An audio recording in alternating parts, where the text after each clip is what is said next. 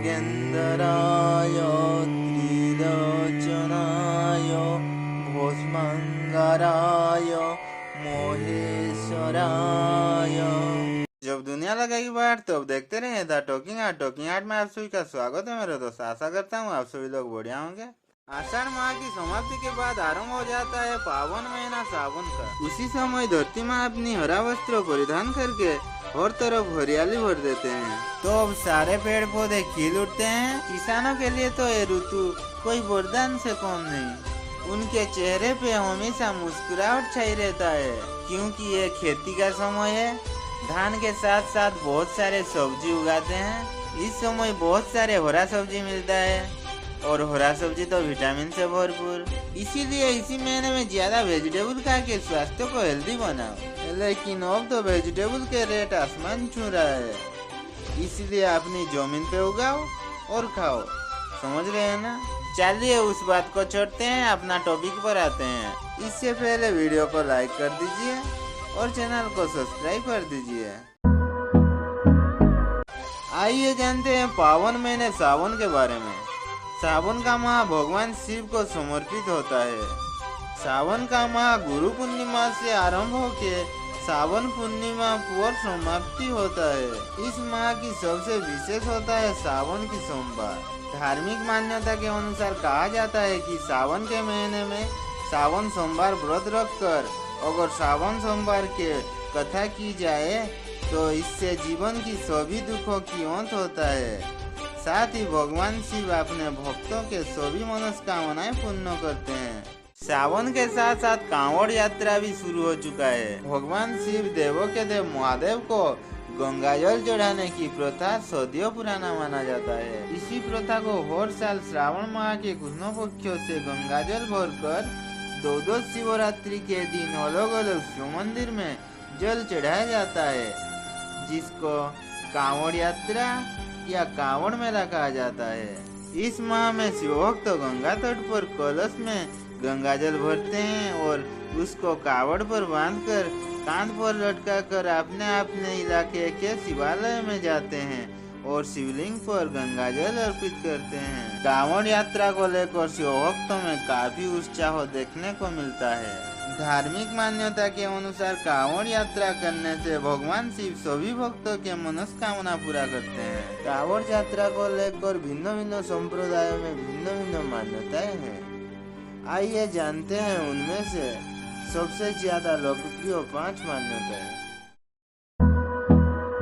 कुछ विद्वान का मानना है कि सबसे पहले त्रेता युग में श्रवण कुमार अपने अंधे माँ बाप को तीर्थ यात्रा पर ले जाने के लिए कांवड़ बिठाए थे। श्रवण कुमार के माता पिता हरिद्वार में गंगा स्नान करने की इच्छा प्रकट किए थे।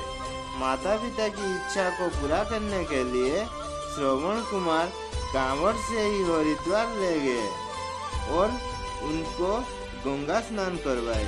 वापसी में गंगा जल भी साथ लाए थे। बताया जाता है कि तभी से कांवड़ यात्रा की शुरुआत हुआ था।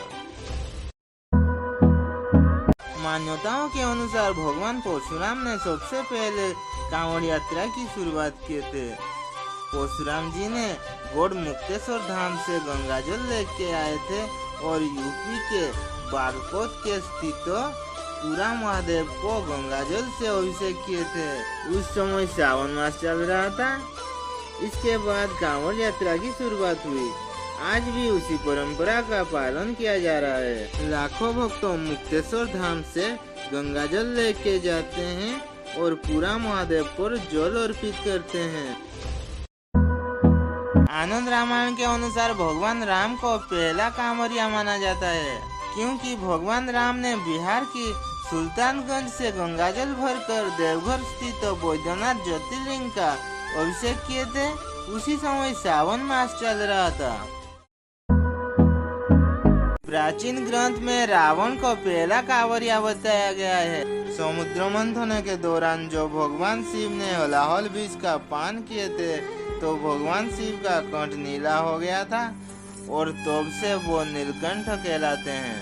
लेकिन हलाहल बीज को पान करने के बाद नकारात्मक शक्तियां ने भगवान नीलकंठ को घेर लिए थे।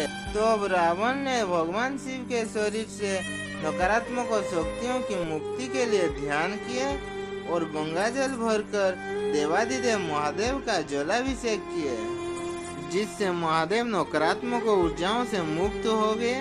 तब से कांवड़ यात्रा की प्रारंभ हो गया। सबसे ज्यादा लोकप्रिय मानने वाला मान्यता के अनुसार समुद्र मंथनों के दौरान जो महादेव होलाहल विष का पान किए थे, तो विष का प्रभाव को दूर करने के लिए भगवान शिव पर पवित्र नदियों का जल चढ़ाया गया था, ताकि विष का प्रभाव को जल्द से जल्द कम किया जा सके। सभी देवता मिलकर गंगा से जल लेकर आए और भगवान शिव पर अर्पित कर दिए। उस समय सावन मास चल रहा था। मान्यता है कि तभी से कांवड़ यात्रा की शुरुआत हो गई थी। कांवड़ शिव की आराधना का एक रूप है। इस यात्रा के जरिए जो शिव की आराधना करता है वो धन्य हो जाता है।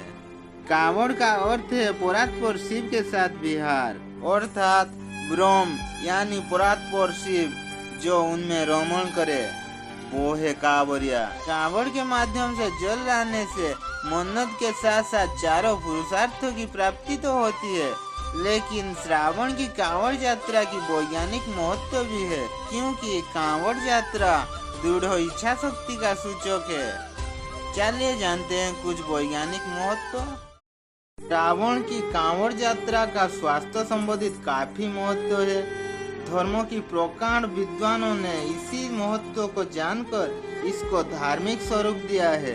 इसी यात्रा में भक्तगण श्रद्धा पूर्वक बाबा भोलेनाथ को कांवड़ चढ़ाने पद यात्रा करते हैं। श्रावण मास में जो वर्षा ऋतु आरंभ हो जाता है, तो प्रकृति में रिमझिम बरसात के साथ साथ सर्वत्र हरियाली छा जाता है। ऐसे सुहाने मौसम में बिना जूते चप्पल पहन कांवड़ उठाकर चतुर्दिक छाई हरियाली को निहारते हुए जब यात्री अपने लक्ष्यों की ओर बढ़ते हैं, इसी दौरान उन्हें पैर में कांटों का चुभना, धूप, बरसात, गर्मी आदि को सहन करना पड़ता है।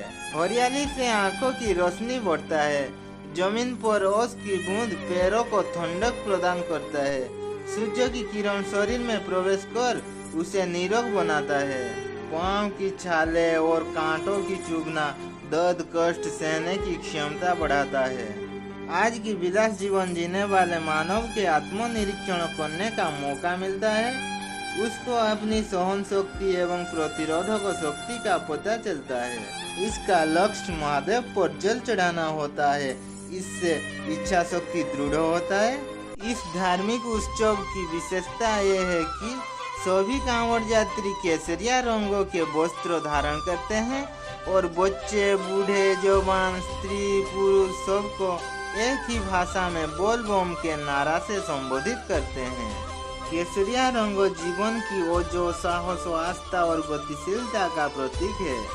इसके अतिरिक्त कलर थेरेपी के अनुसार केसरिया रंग पेट से संबंधित रोगों को भी दूर करता है। भारत के समस्त हिंदुओं का विश्वास है कि कांवड़ यात्रा में जहाँ जहाँ से जल भरा जाता है, वो गंगा जी के धारा में से ही लिया जाता है। कांवड़ के माध्यम से जल चढ़ाने से मन्नत के साथ साथ चारों पुरुषार्थों के प्राप्त होता है। कांवड़ यात्रा दृढ़ इच्छा शक्ति का सूचक है। इसे अत्यंत श्रद्धा भाव और स्वयं से पूरा करना चाहिए। बम बम भोले बस यही शब्द है जिनके सहारे कांवड़िया आगे बढ़ जा रहे हैं। ये केवल 3 शब्द नहीं है।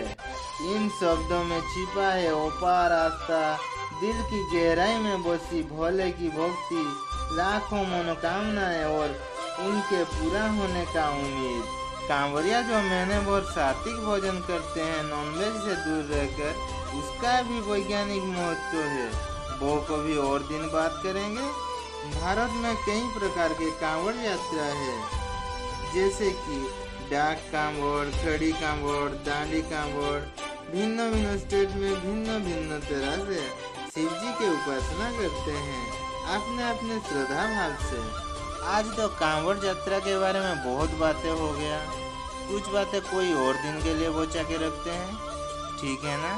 जाना मत दोस्तों, वीडियो अभी तो खत्म नहीं हुई। क्लाइमैक्स तो अभी बाकी है, क्योंकि इस अवसर पर हमने आप सभी के लिए एक ब्लॉग बनाया है। आप सब तो जानते ही होंगे ये सावन का महीना बाबा भोलेनाथ का कितना स्पेशल महीना है। इसी महीने में उनको दर्शन करने नहीं जाएंगे तो उन्हें कितना बुरा लगेगा, वो तो बुरा मान जाएंगे। इसीलिए हम अपने दोस्तों के साथ उनके दर्शन के लिए गए थे। हमने सोचा पावन महीना है, आप सभी को भी दर्शन करवा दें, आपके भी मन प्रसन्न हो जाएगा और हमारे यहाँ का शिवालय भी देख लेंगे। चलिए शुरू करते हैं बिना देरी किए। हम अपने एक दोस्त के साथ निकल पड़े हैं लंबे सफर पर देवादिदेव महादेव के दर्शन के लिए। अभी तक वीडियो को लाइक नहीं किए, क्या कर रहे हैं? कर दो ना, बहुत मेहनत लगता है बनाने में। चैनल को सब्सक्राइब भी कर देना और अपने दोस्तों के साथ शेयर भी कर देना। देखिए चारों ओर कैसे हरियाली से छाई हुई है, प्रकृति अपूर्व सौंदर्य से भरी हुई है।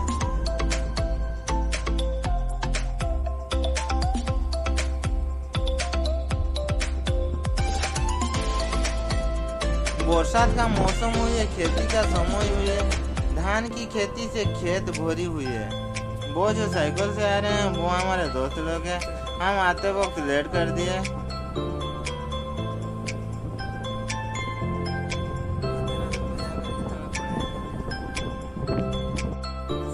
हम आ चुके हैं मंदिर के पास। चलिए देखते हैं हमारा शिवालय।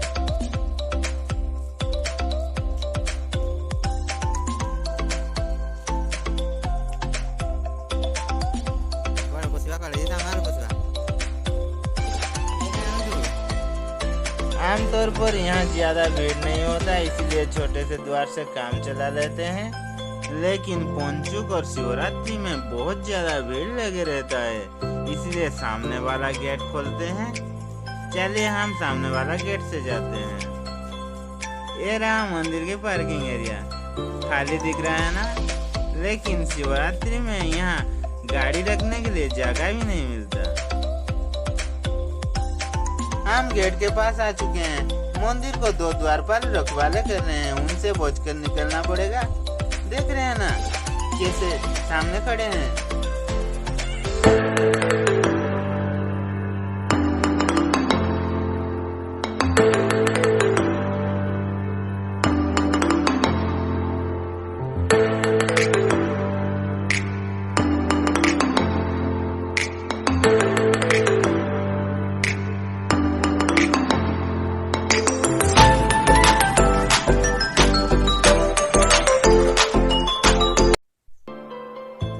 हम शिवालय की परिसर में आ चुके हैं। देख लीजिए हर तरफ।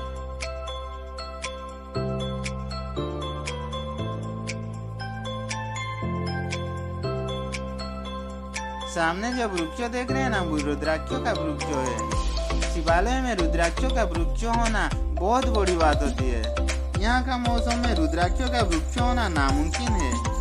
यहाँ के अलावा हमारी स्टेट में कहीं भी नहीं मिलती रुद्राक्षों का वृक्ष। चलिए पहले नंदी महाराज को दर्शन करते हैं। प्रणाम कीजिए।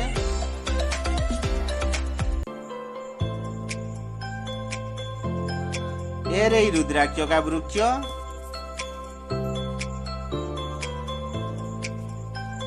यहाँ हनुमान जी बैठे हैं, नमन कीजिए।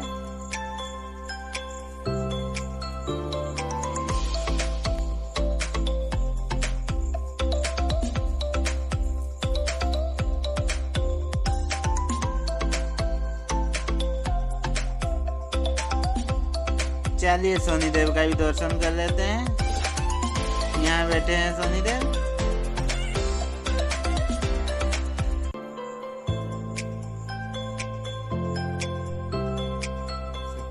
चलिए और देर नहीं करते हैं, देवादिदेव महादेव का दर्शन कर लेते हैं।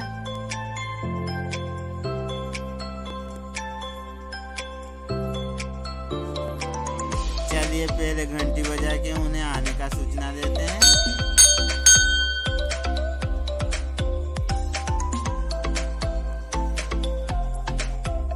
इंतजार हुआ खत्म, अब दर्शन कीजिए अर्धनारीश्वर महादेव का। प्रणाम किए कि नहीं?